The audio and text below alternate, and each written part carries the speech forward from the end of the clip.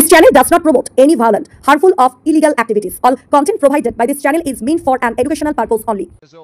কোয়েল বর বয়স মাত্র 17 বছর। গতকাল আহমেদাবাদে অনুষ্ঠিত কমনওয়েলথ ওয়েট লিফটিং চ্যাম্পিয়নশিপে 53 কেজি বিভাগে জোড়া সোনার পদক জিতেছেন।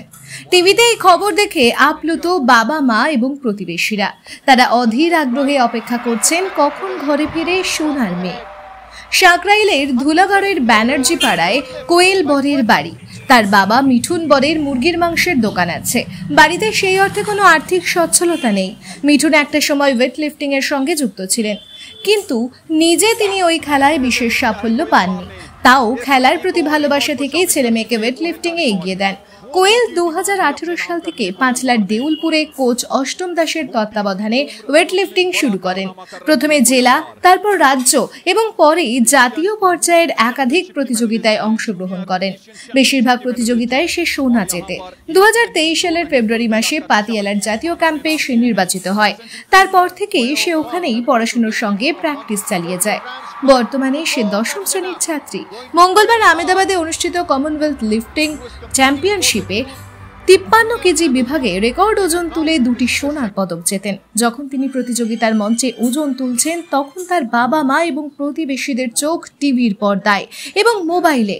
কোয়েল 53 কেজি বিভাগে আগের রেকর্ড 188 কেজি ভেঙে 192 কেজি ওজন তোলেন। এর মধ্যে স্নাচে 85 কেজি, ক্লিন এবং জার্কে 107 কেজি ওজন তোলেন। ইউথ এবং জুনিয়র দুই বিভাগেই সোনা জয়। আপনারা দেখছেন আনন্দ বাংলা, সবার আগে। এইসব লিফটিং নিয়ে থাকতো, যেত, শখ যাকে বলে। আর ছেলে মেয়েদের খেলাধুলার লাইনে নিয়ে যাবো তার একটা ইচ্ছা ছিল, তাই মেয়েকেও নিয়ে যেত, ছেলেকেও নিয়ে যেত। মেয়েকে আগে নিয়ে যেত, তারপর ছেলে নিয়ে যেত। আচ্ছা, কোথায় প্র্যাকটিস করতে? দেলপুর অষ্টম দাসের ক্যাম্পে যেত। তারপর তোমার 13 বছর বয়সে ন্যাশনাল খেললো। খেলে ওখান থেকে প্রথম ক্যাম্পে ডেকেছিল, তখন তো পাঠানো হয়নি। তারপরে 14 বছর যখন ন্যাশনাল খেললো, তখন ওই ক্যাম্পে টাকায় ইন্ডিয়া পাটিয়ালা ক্যাম্পে নাম আসা, তখন পাঠানো হয়েছিল। আচ্ছা, কত সালে?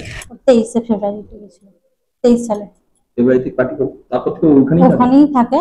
আর এখন ওখান থেকে ওই আন্ডারেই আছে। ওখান থেকে দিল্লিতে স্যার প্র্যাকটিস করে নিয়ে যায় একাডেমিতে।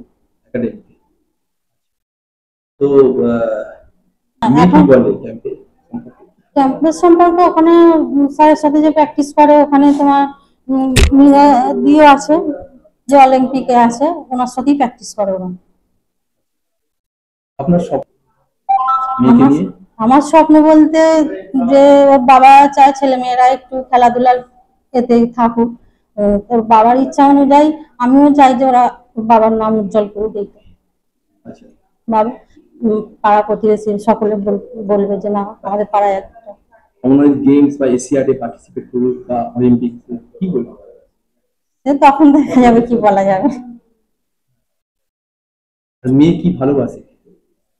সে পটল, ইলিশ মাছ এগুলো একটু বেশি পছন্দ করে। বাড়ি ফিরলে ওগুলোই করা হয় বেশিরভাগ। ওগুলো তার ওখানে ক্যাম্পে খেতে পারে না, ওখানে মাংস ফাংস এইসব বেশি হয়।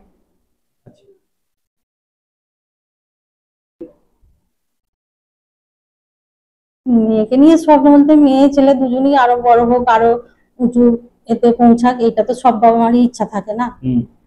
এর চেয়ে বেশি কিছু আর কি বলতে পারি। ভালো লাগছে এবং আমাদের ক্লাবে যে বাচ্চারা ওরা খুবই আনন্দ করেছে, রেকর্ড করেছে। এর জন্য আর দুটোতে রেকর্ড করেছে।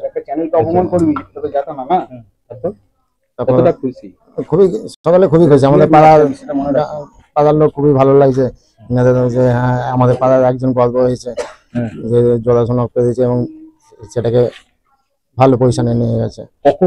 কখন মেয়ে ফোন করলো? রাত্রে ফোন করেছিল, এখন সকালে ফোন করেছে। কি বলছে? বলে বাপি খেলা দেখেছেন? যে হ্যাঁ, খেলা দেখেছি। বলে ঠিক আছে। বলে একটা দিয়েছিল 109 কিলো, ওইটা করলে উনি সিনিয়রে রেকর্ড করতে পারতো, কিন্তু একটু অসুবিধার জন্য উনি ওইটা মিস করেছে। তাতে আমার ভালো লাগছে। মিস করে খেলতে গেলে হয়, এগুলো চুকি রেখে হয়। এটা আপনি করেন কি? আমি এখন মুরগির দোকান আছে আমার। ছোট থেকে মুরগি কাটতাম, মিডিলে একবার দোকান চলে যাওয়ার পরে আমি অন্য কাজ করতাম।